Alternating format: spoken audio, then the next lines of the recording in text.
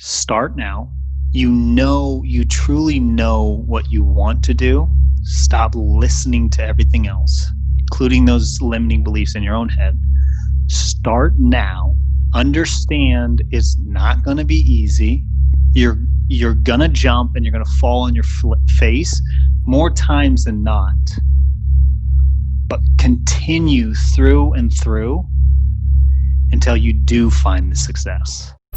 Welcome to the Driven Young podcast with Byron Dempsey, dedicated to educating and inspiring the younger generation around entrepreneurship and practical life skills we aren't taught in school. Created for young people who seek direction in establishing their goals and passions. This podcast provides a platform for discussing the steps taken by professionals in their field related to handling finances, making money online, starting a business, growing a network, and much more. And now your host, Byron Dempsey. Welcome back to the Driven Young podcast. This podcast has been blowing up lately, so if you're new, welcome. Today's conversation is very exciting. It is super relevant for younger people regarding chasing your dream, different options coming out of high school, what to do if you don't enjoy your degree, the power of storytelling, and much more. With over 15 years in the corporate world, leading, training, and developing leaders, at the height of his career overseeing 5 states in the USA with 293 locations under his leadership, today's guest, John Bourgeois, decided to leave the corporate world. After a decade of dreaming, John decided to stop making excuses and start chasing his dream. What originally started as a book has evolved into a movement of Dreamcatchers, where John and his community are tired of chasing their dreams and are now catching them. Through coaching, podcasting, books, speaking, and live events, he's able to initiate changes that transform businesses, relationships, and overall quality of life. He is also the author of the Amazon #1 best-selling book, The Pen and Its Author, and is working on his second book to be released later this year. Now, thanks to coronavirus, I've had to do a few online interviews, which I'm not a fan of, but there's only a few. I'm back to in-person interviews now, and I have some epic ones coming up, so keep an eye out for them. Now, over to John. John Bourgeois, welcome so much to the podcast. Dude, I am excited to be on. Thanks for having me on. You're our second American guest, I believe, so that's quite exciting. That's awesome, man. So just before we get into some, fun content, just kind of about mindset and wherever we end up going, I just want to get a quick, just an overarching kind of bird's eye view of who you are and what you currently do for our audience, and also what did you do after high school? So I'd love to know what you did after high school and what you're currently up to. Cool. So let's start there after high school, and then I'll let you know what I do, where I'm at, what I'm doing. After high school, I moved from a little island in the middle of the Pacific called Guam, which, if you guys know where that is, it's 4 hours from Cairns.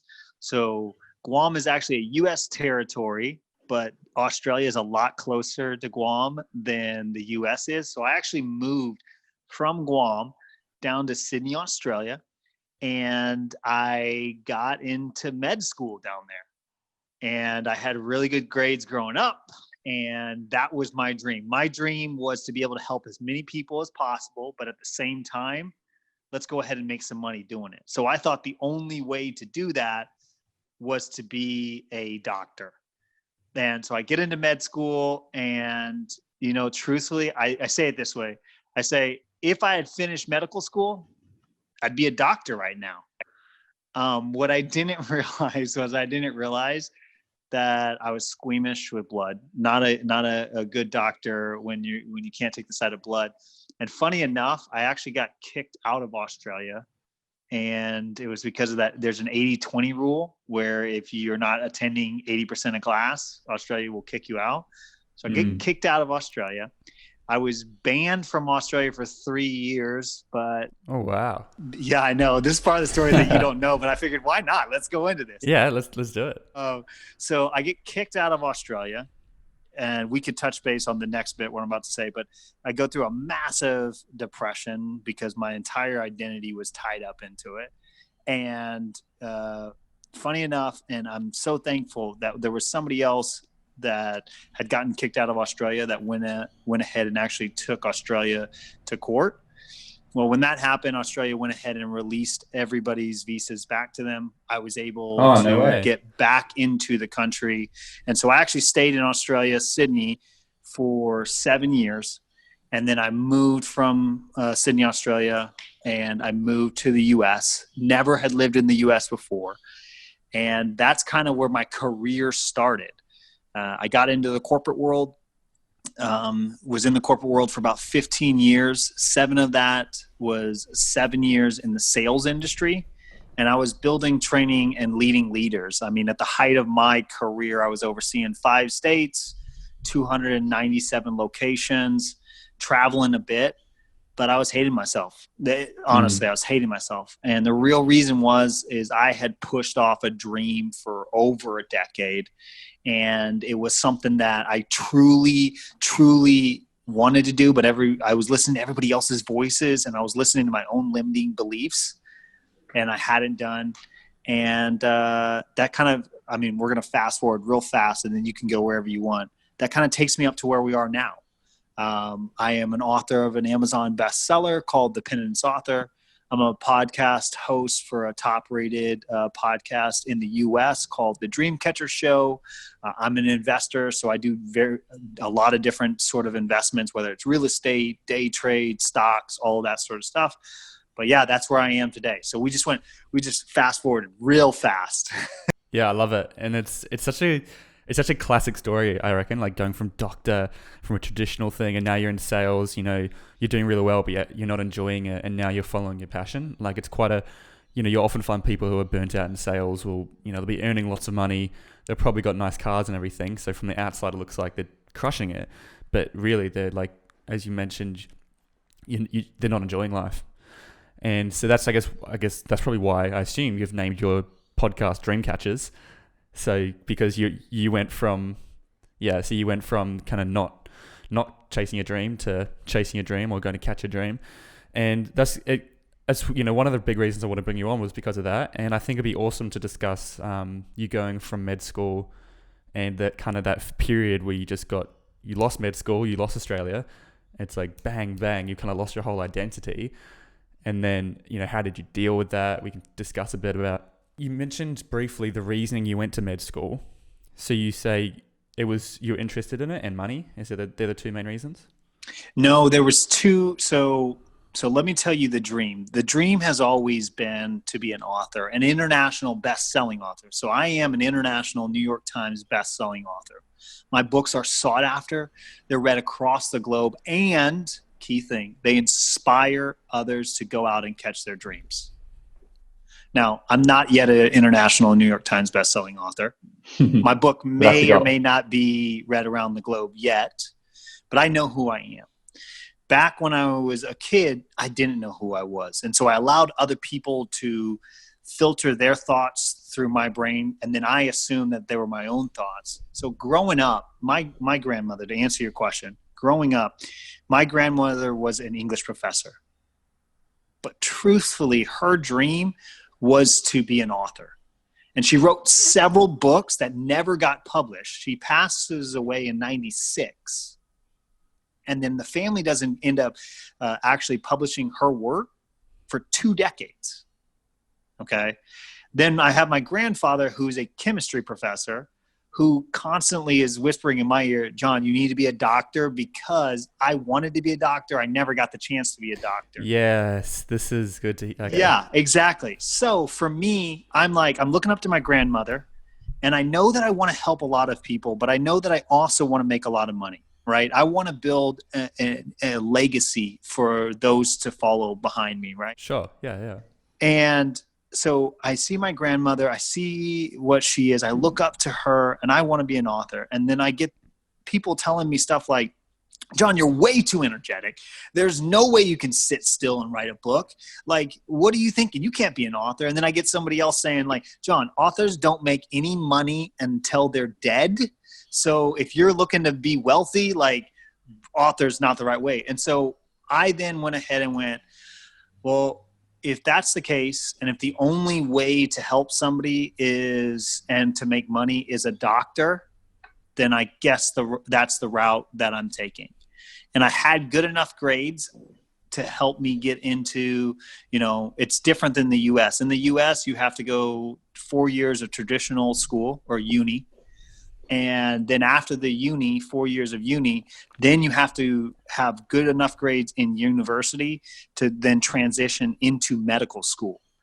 In Australia, or the way that it used to be, I don't know if it's still the case, but in Australia, if you get into medical school, it's 7 years of medical school. The first 4 are your traditional courses.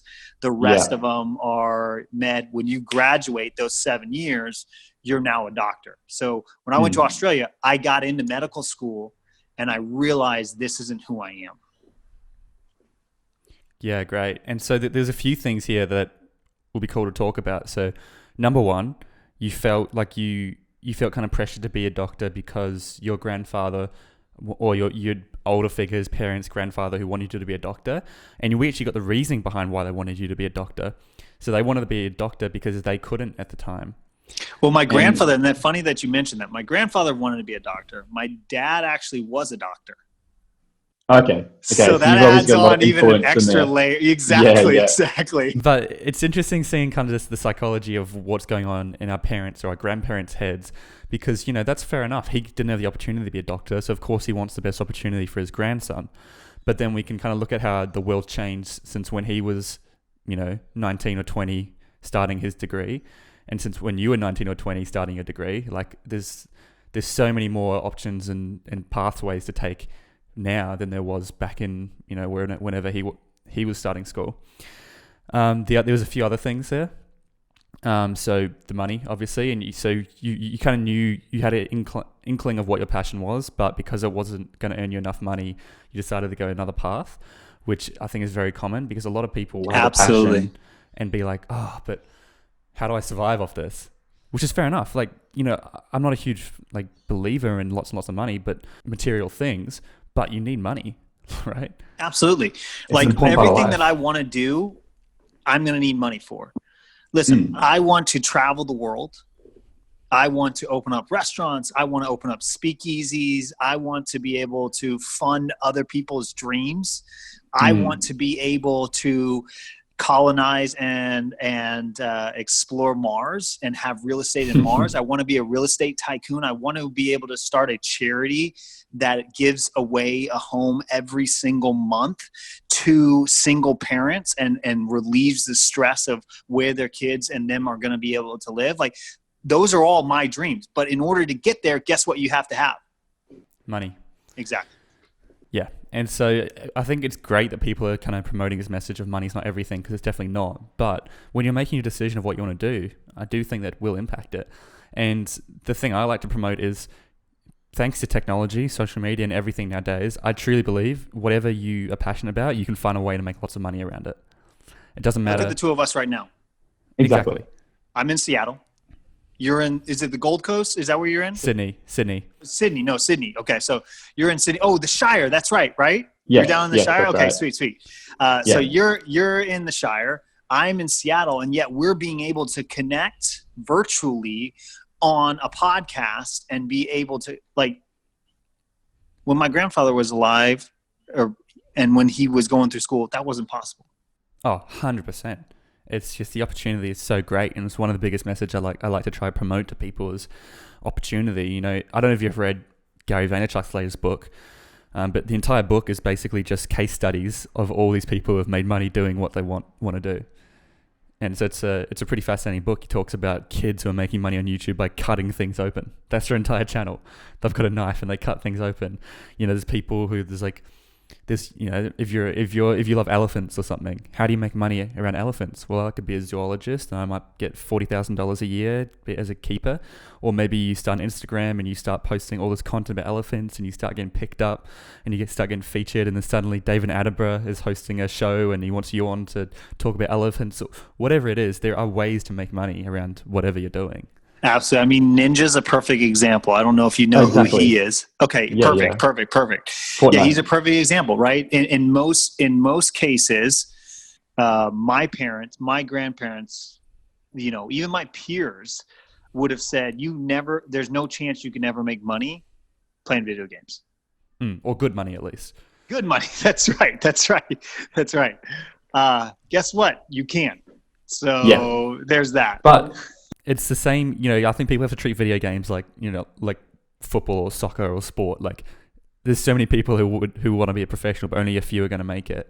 And so if you want to go all in, you kind of got to go all in because you're competing against people who are playing all the time.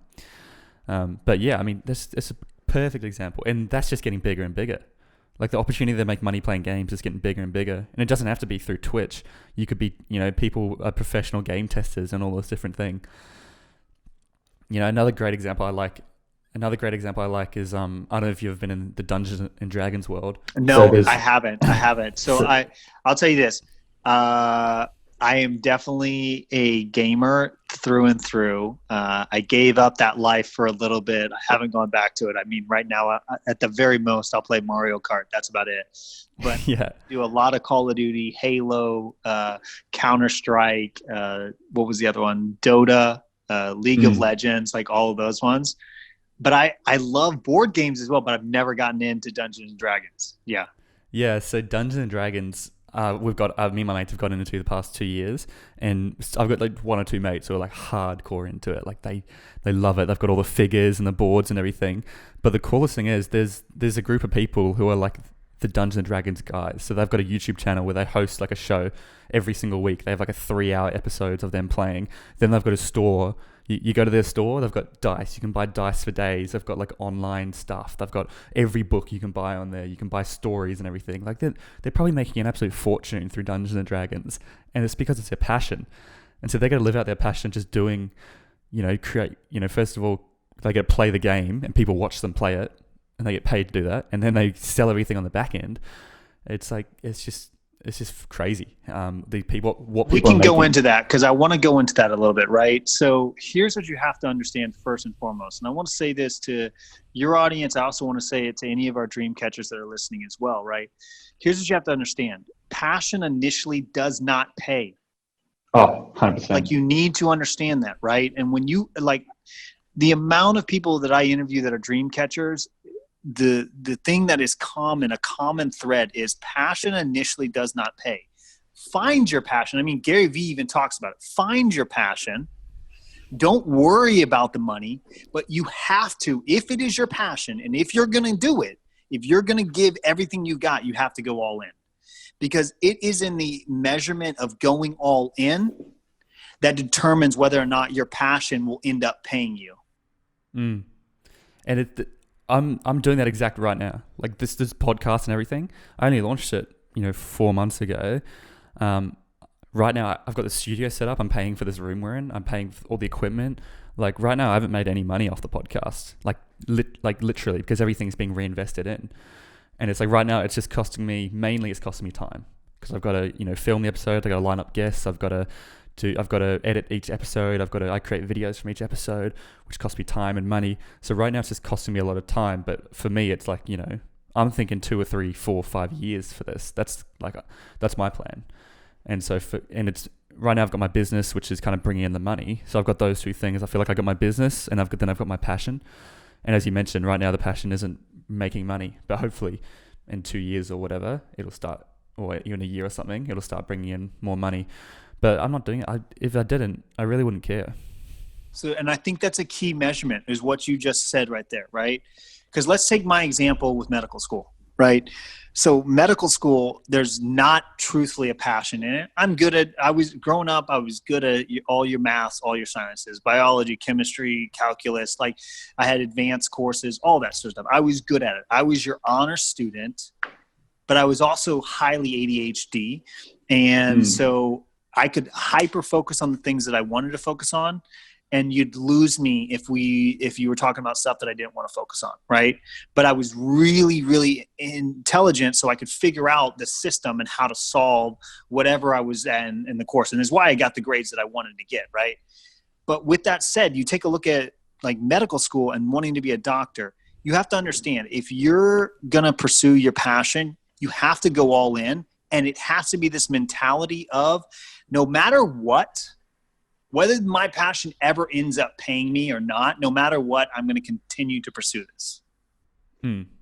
Because you have to understand, in pursuing anything, you're going to have those obstacles. In pursuing anything, you're going to have those hurdles. In pursuing anything, you're going to have those setbacks. I love to look at it like this. Life is checking whether or not you're worthy of your calling. That's cool. Yeah. If you truly want to see your passion, see success with it, you have to persist through the obstacle and go all the way through and have this mentality, no matter what, I'm going to continue on. Because if you don't, what happened with me with medical school, I realized, ooh, blood, ooh, yuck, what's more important? Halo is. Okay, sweet. I'm going to get kicked out of a country. You know what I mean? Like I was more passionate about Halo than I was about going ahead and pursuing medical school. And so when the going got tough, guess what I dropped? I dropped what I wasn't passionate about. Exactly. And guess what? For anyone out there, imagine you're a medical school or any course and you're not passionate about it, you're going up against the people who are passionate about it. Exactly. That's such a good point. That is And you such can't a good compete point. with that. You can't compete with that. It doesn't matter how hard you work. If someone is incredibly passionate about this course, and hopefully, most people are. I've got, one of my closest friends is an engineer, and she loves it. She loves the maths. She loves, all that sort of stuff. You can't compete with that. It doesn't matter how naturally smart you are. And let me ask you this. Let's go down the engineer road. Let's go down doctor road. Let's even go down an architect road. Who do you want operating on you on the table? Exactly. Somebody that's passionate or not passionate. Somebody that's like, oh, I'm just getting paid to be here. Or somebody that's like, I love this. I'm so glad that my hands are here. Like, I'm so glad I'm being able to save this life. Who do you want building your business, your building? Somebody who's passionate about building buildings, or somebody who's just showing up for a paycheck? Who do you want engineering your plane, your car, any of those things? Somebody who is highly passionate, loves it no matter what, or somebody who's not and just showing up for that paycheck, they got the degree, so on. Exactly. And you can tell. Like, you can tell if someone's passionate or if they're not. You might not think that, but you can feel it. And this isn't like some woo-wah stuff. As soon as if someone's passionate, it comes through their voice and the way they talk and the way they move. And, they'll start a passionate architect will, see this as an opportunity, and they'll be like, oh my gosh, I got to create a whole new building. I got to get creative. What if we did this? What if we did this sort of thing? And then the engineer's there to keep them in check and say, no, we can't do that. But I love your ideas. What if we did this instead? Because that's not structurally feasible. But yeah, exactly. And I think, that's the point I like to bring across. You just can't compete with people who are passionate. So you dropped out of med school. So before you go past that, I want to disagree with you on that. I hope you're okay with that. Yeah, sure. Let's hear it. I think you can compete with people that are passionate, but at some point you have to learn the passion. Like, I think passion can be learned, and I'm going to be completely honest with you. Before I dropped out of medical school, consistency was not something that I was passionate about. I have learned how important showing up, keeping the promises that I've made myself, and being consistent is, so much so that I've become passionate about it. And now, if I see somebody who is not consistent, it's the polar opposite, because I'm highly passionate about it, and they're not. So I think going back to your point, I think if you're competing against somebody that's passionate, you need to understand they've got a leg up on you. And if it's truly a dream of yours, then you better get passionate about it and figure out how to become passionate about it. And this kind of goes to the question of, it's such a hard question. It's such a difficult position to be in for someone who's in uni or college or whatever, and they're thinking they might not be passionate about it. It's like, if they're half a year in or they're a year in and they go, I'm not passionate about it, or have I not built the passion yet? Do I drop out because I'm clearly not passionate, or do I keep sticking through and become passionate? And it's such a hard question, because it's like, obviously. So I think you personally have to dive deeper. It's not about your uni degree. It's not about how much time you've put into it. It's not about what everybody else has told you that you need to do or don't need to do. You need to ask yourself why you're doing it. Why am I here? And then when you answer, because what you need to understand about science, now you're about to get medical schooled right here. What you need to understand about science, about your brain, is that your brain is made up of two different parts. Your brain is made up of the very analytical side, and your brain is also made up of the very creative, and it tends to be more the side that is your emotion as well as that subconscious, right? So when you ask why, your brain's going to immediately, any question you ever give your brain, it's going to immediately try to answer. Okay. That's the beautiful thing about questions. And what you'll learn with successful people is they just ask better questions than you do. Plain and simple. That's why they're successful. So when you ask why, your brain will give you an immediate left brain answer. Well, I'm supposed to do this. So let's take my past. I'm supposed to do this because I want to help people and I want to make a lot of money. Okay. Love that. Why do you want to help people? And then you go a little bit deeper. By about the third answer, you've left your left brain and now you're moving over into your right brain and you're starting to dive even deeper. This is a great sales tactic as well. If you ask somebody if you ask them why 3 different times, you're going to find that by the third, fourth, even if you can get to 7 whys, that's their real reason for why they want to do it. Just why? Exactly. Why? Exactly. And recap, not saying it like a kid, because I'll slap a kid any day of the week if they did that to me. But recapping, and this is even doing it with yourself, right? So you're in university, you're like, I'm not passionate about this. Do I need to find the passion or do I need to drop out? Well, why am I doing this degree? Well, I'm doing this degree because my parents told me to. Well, why am I trying to do what my parents told me? Well, I've never felt supported by my parents. I feel like I've always been trying to make them be proud. I got that. So why am I trying to make them be proud? Because truthfully, I'm not proud of myself, and I haven't ever been able to prove to myself that I can consistently do anything. Why haven't you been able to prove to yourself? Well, I've had an underlining issue of I'm unworthy, I'm not good enough.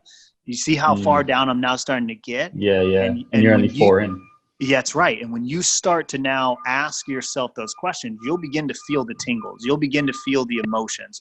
In some cases, I've done this with some of my clients. I've done this with just some of my peers where it's just like, go 6 levels of why. And by the 6th or 7th, you're starting to cry because you're getting down to your real, true emotional reason for being there. If you get from the top down to the bottom, and at the bottom, it's like, I want to be a doctor because, and you have enough reason why, guess what you now get to hold on to? You get to now hold on to that. So when the going gets tough, when you flunked out of university, when you got kicked out of a country, when you're sent back to the island that you never wanted to live on again, when you're separated from your fiance at the time, when you're moving back into your parents, if your why is really truthfully to be a doctor and you can pull on all the reasons why, then it will power you through all of that obstacle. But if it's not there, if that wasn't the real reason why I wanted to be a doctor was because I wanted to try to help as many people as possible.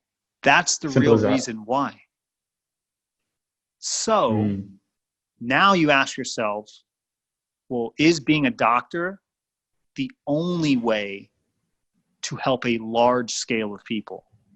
And if your brain wants to automatically say, well, yes, it is, then I want you to play devil's advocate. And I want you to try to find as many possible people that go against what you said. So, was Mother Teresa a doctor? Was Barack Obama? Tony Robbins. Yeah, Tony Robbins. Was he a doctor? Was Barack Obama? And I want you to go down a list of people that you can find that were not what you're trying to say is the only way to do it. I.e., I'll give you one of my limiting beliefs that I had to get over, that I heard from a young kid's life, right? Remember, I'm an international New York Times bestselling author. But authors don't make money until they're dead. Well, let me think about that. Is that correct? Or is that a belief that I've allowed to be imposed on me and I've just accepted it? Well, let me think about it. Holy crap, Harry Potter. Wow, that's the first billionaire to ever be an author and be a billionaire.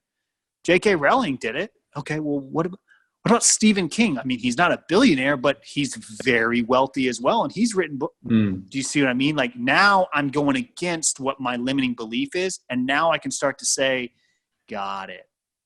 I can go after my passion. And this is like, Simon Sinek's Start With Why. This is kind of that whole thing. One of my favorite examples, just to reinforce what you just said. Do you know Ed Milet? I do. He's one of my mentors. Yeah. Oh, really? Yeah. So I follow him online. He's awesome. I think he's really cool. But a story he tells quite often is the whole kind of reason he got into getting fit. You know, he went to the doctor one day and he was overweight and he had like high cholesterol and stuff. And the doctor, you know, did some tests, and instead of saying to him, "Hey, listen, you've only, you know, if you keep up with this lifestyle, you've probably only got another 10, 15 years in you." Instead of saying that, the doctor said, "Do you want to see your daughter?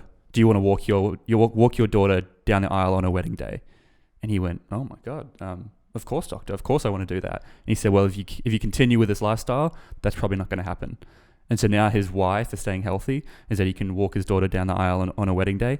And that's every time he wakes up, and every time he's going, "Oh, do I want to get up? Do I want to go gym? Do I want to, you know, eat healthy," whatever it is, it links back to his, you know, rock solid why of, I want to be there for my family. I want to walk my daughter down the aisle.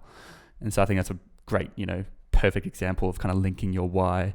And if it's strong enough, and it's hard, you know, we're making it sound easy. It's hard to figure out what your why is. You know, most people don't know. And I think we also make an excuse for stopping to do the tough, shitty things. Yeah.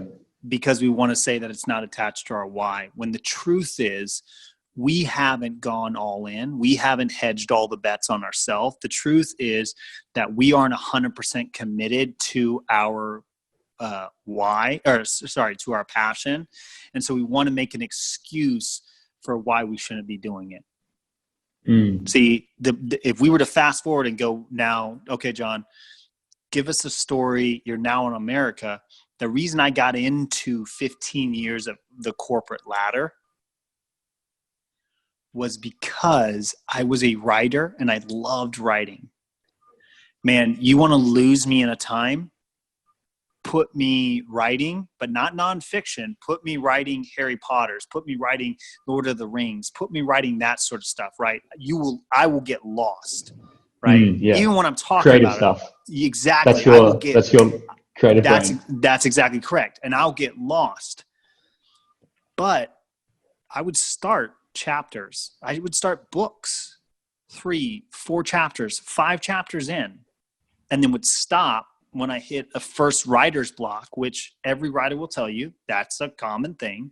I would stop and I would go, "Oh man, I can't do this because this isn't going to afford me money, and I've got to have this big group, and how am I going to go ahead and publish it, and how am I going to edit it, and well, maybe I don't have a big enough why. So you know what? Let's go after the new title at my job, or let's try to be a VP of sales, or let's try to be a regional operations manager." And I was good at that stuff. So that's the stuff that I would chase because it was easy to come to me. When you're and going back to the same point we just said, when you're pursuing your purpose, it's not going to be easy. And you have to pull on. I understand that sometimes I'm going to have to roll up my sleeves and I'm going to have to put in the hard work, and I'm just going to have to get down to the nitty gritty, disgusting crap. And I'm going to have to do that.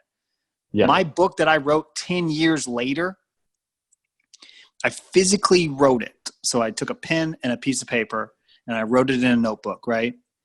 I learned consistency, which meant I got fed up when my grandfather, who was the one that told me about becoming a doctor, when he finally passed away, and we finally published my grandmother's books, I came to a realization. I said, are you going to continue to say, I'm going to get this dream eventually, someday, maybe when everything is lined in stone and the stars are everything all aligned aligns and blah, perfectly. blah, blah. Yeah, exactly. Or are we just going to do it right now? And so I made the decision, you know what? I'm going to write every single day for 20 minutes. I got through halfway through my physical book that I'm writing. I got through halfway through it. And on my birthday, the car gets broken into. My bag with only my pen and my first edition gets stolen. And it's gone. No way. And I searched for hours for hoping and praying that they had dumped out the contents, because that's all I wanted. I didn't want the bag. I didn't care. Yeah, who cares just about give me my money book or back. anything. Yeah. And I remember sitting in the coffee shop a couple days later. And I remember going, if I was supposed to write this book, if this was supposed to be in people's hands, why the heck is it this hard to do? I don't want to do this. This is horrible. This is the worst thing ever. Like, this isn't fair. It was on my birthday. And I said, no, you made a commitment to yourself, not to anybody else. Who cares about anybody else? You made a commitment to yourself that you were going to do this until it was done. It's time to show up. We wouldn't even be talking had my book not been finished, because it was my book that catapulted me to have conversations with other dream catchers and find them, surround with them, listen to them, learn from them. Like, my show would never have gotten started had my book not been finished. Which is a great point, because this happens. I mean, it's happened to me, every time, and it's always a bit cliche, but often the biggest failures are some of the most important parts of your life, because they trigger something to happen, or they trigger you to start changing something. And that's a fantastic story. Like, you can see you've been in sales. You're very good at telling stories, like the pauses and everything. And well, but also the fact that I'm a writer, so I know how to add color into it and everything. I mean, the combination, you can see. I was just like, I forgot I was interviewing to you for a second. I was like, oh my god. So I mean, yeah, that was fantastic for starters. But going into this, you're spot on the money there, where it's like, I just want to wait until the stars align, and obviously that's a hyperbole, but people are always waiting for, like, I'll wait until next month when my paycheck comes through. I'll wait until this. I'll wait until my parents can do this. I'll wait until I'm 18. I'll wait until I've moved out of home, or I'll wait until whatever it is, right? And that almost never comes, because they just keep waiting. They just keep waiting. They just keep waiting. They just keep waiting. Listen to me tell you this, okay? 17 is when I started medical school, and 34 is when I published my book. And you wanted to publish a book from 17? No, I wanted to publish a book since 96, man, when I was a kid. But kids don't publish books. Of course. Who's going to read a kid's book? Who's going to read a kid author? Limiting belief right there. Exactly. Right? And so what happened is the reason I got into the corporate world was because I kept, when I've got this title, when I've got this car, when I've got this in my bank account, when I've got this size house, when I've got this and this and this and this and this, I kept setting myself up for that someday never comes. It's time to start today. There is no someday on the calendar. It's time to start today. Like, if you're going to go after your dreams, you have to understand it's not going to be perfect. If I'm flying from Seattle down to Sydney, it doesn't matter whether I swim, whether I fly, whether I jump on a boat, whether I teleport. It's the same length of journey. And I have to start it. It doesn't matter if I start it today or if I start it, at the end of 2020. I've still got to start it and then do the exact same journey.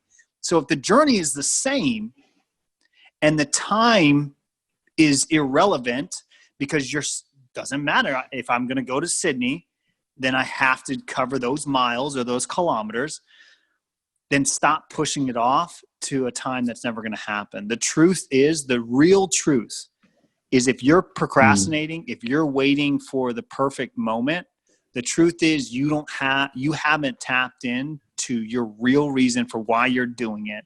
And truthfully, it may or may not be your passion. That's where you discover whether or not, you've got a big enough why. And then at some point you just have to say, I'm going to start, I'm going to jump, I'm going to see if I can build a parachute on the way down. Exactly. I wrote my book with a pen and a piece of paper because that's all I had at the time. I started the Dreamcatcher show with my iPhone, a tripod, and AirPods, because I wanted to make it a habit that we start with imperfection and then we learn along the way.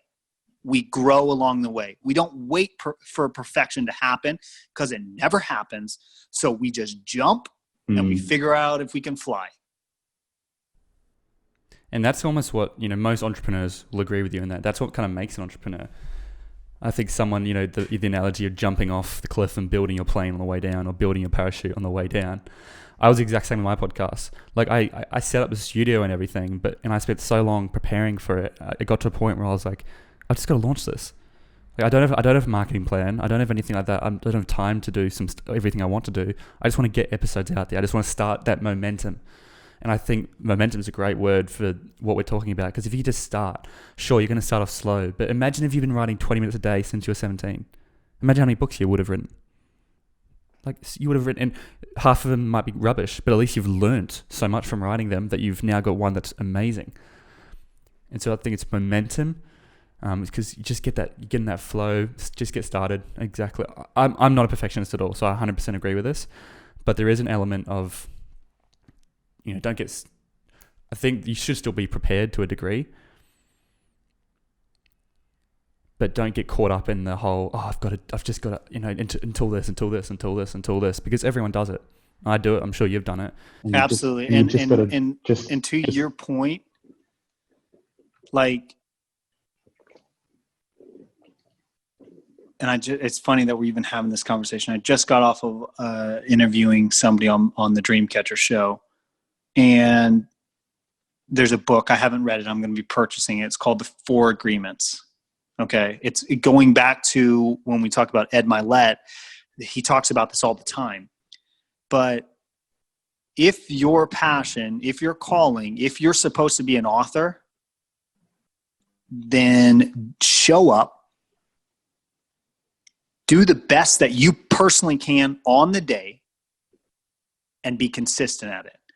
Because if you publish a book and it's quote unquote rubbish, it's not rubbish. It's only rubbish to somebody else's opinion. But that opinion doesn't matter, because you showed up, you did what you said you were going to do, you delivered what you thought and said you wanted to do, and therefore you're continuously getting better. Eventually, if you continue to show up, you'll hit a home run. And chances are your first book will be rubbish, and maybe your second one, and maybe your third one, and fourth one. But as I mentioned before, you're going to learn so much from those. Once you hit your 6th or 7th, bang, then you've got your Harry Potter, or then you've got your your New York Times. Or it can be the reverse. Like, so let me put it this way: are you familiar with The Alchemist? Yep. Okay, one of my favorite books. And the author's story is absolutely gorgeous. His first book sold, I think, the first year sold like 1 or 2 copies. Okay, so his first book is The Alchemist. That was his first book. Sold 1 or 2 copies. The first publisher, pulls it from the shelf, says, "This is rubbish. We're not doing this." Second person picks it up.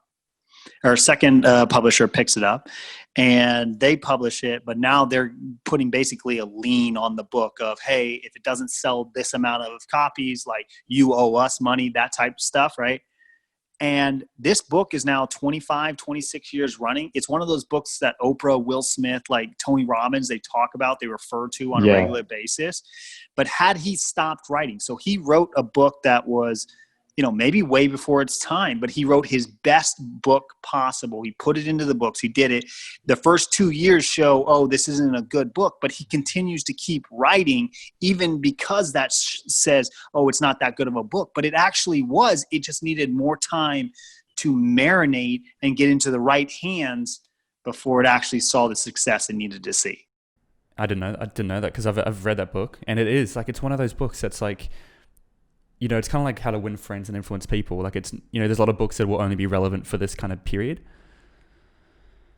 But that's the sort of book that's like, just, it's always going to be world-class content. And I just, having read the book, knowing the success, I just assumed he was some big shot who published it, and then it just, went off just like, I had no idea, I only had 1 or 2 copies. So that's a great point. And it's just, the word you used there was consistency. It's just being consistent, building that momentum, and you'll start to see stuff happen. There's I remember, I saw a graph, and this is not like, like scientific or official or anything, but someone was like, this graph, if you imagine a graph, it's just like a straight line, slowly going up and up and up, and that's how people think life is. I just slowly get better and better and better. But really what they say it's like nothing, nothing, nothing, nothing, and then it goes big curve at the end. And so everyone's working, and most people give up before the curve, before they get that big spike and the big jump, because they think they haven't made it.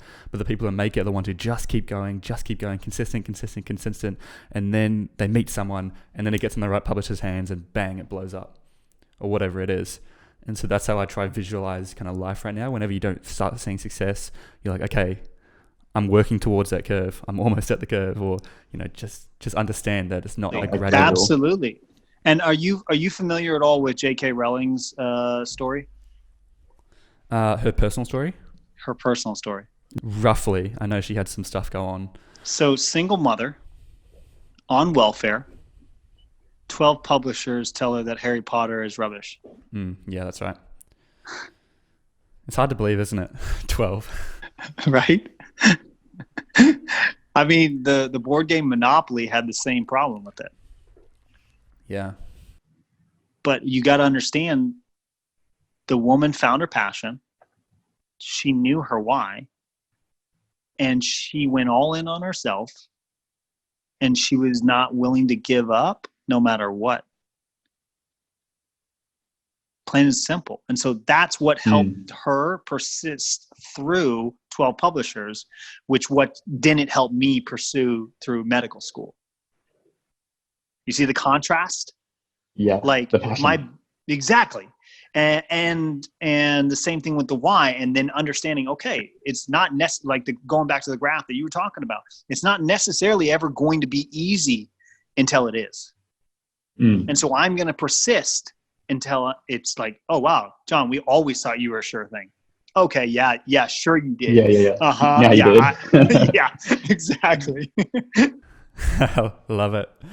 Anyways, before we wrap this up, this has been an amazing conversation. I've loved it. I've absolutely. I like to ask all my guests this similar question, and often you've probably already answered it, but we'll just bring it together. What would be your number one piece of advice for the younger generation? If we're talking people who are just finishing high school, they're going into college, going to uni, that sort of age group, what would your number one piece of advice be for them? My number one piece of advice would be the advice that if I could go back and chat with my 17-year-old self, it'd be the exact same thing. And that piece of advice would be, start now. You truly know what you want to do. Stop listening to everything else, including those limiting beliefs in your own head. Start now. Understand it's not going to be easy. You're going to jump and you're going to fall on your face more times than not. But continue through and through until you do find the success, until you do find the win, until your book becomes an international New York Times best-selling book, until your book is read across the globe, until it does truly inspire others to catch their dreams. Continue and start now and continue to go after it until all of that happens. That's what I'd say. Love it. John Bourgeois, thank you so much for coming on the show. And where can anyone who wants to learn more about you, learn about your show, your book, follow you online, where's the best place that we can find you? The absolute best place would be jump on the Dreamcatchers show. That's going to be on any sort of podcast platform that you can find. If you're wanting to connect with me directly, like, guys, listen, if you're a Dreamcatcher, you hear this and you're like, gosh, man, I resonate with John so much, and you haven't started your dream, well, then I want to find out what's going on. Let's chat. If you're right in the middle of things, right, and you're either hyper energized because you're going after your dream, or you're dead in the dark and going, man, I can't get past this moment, but I'm trying to pursue my dreams. Or even if you're at the end of one dream, wrapped it up, and now you're like, now what do I do? If that's you and you want to connect, I want to hear about your dream. I want to hear how I can help you. Reach out to me on any social media platform. It's going to be John C. Bourgeois. I'm very active. I will respond back as quickly as I possibly can. But yeah, I'd love to be able to connect with another Dreamcatcher. Awesome. So guys, whatever platform you're on right now, go subscribe to Dreamcatchers. And I think Instagram's probably a good one. All his links will be in the show notes, so you can just click on there and we'll link you to him. But otherwise, John Bourgeois, thanks so much for coming on the show. Thanks for having me, man. All right. If you are still here, thank you so much for listening to this entire episode. If you got some value out of it, it would mean the world to me if you left a review on iTunes or shared it with your friends or family. Otherwise, I'll be putting up videos of this episode on Instagram and Facebook, so check it out there at Byron Dempsey or at Driven Young Podcast, and I'll see you on the next one.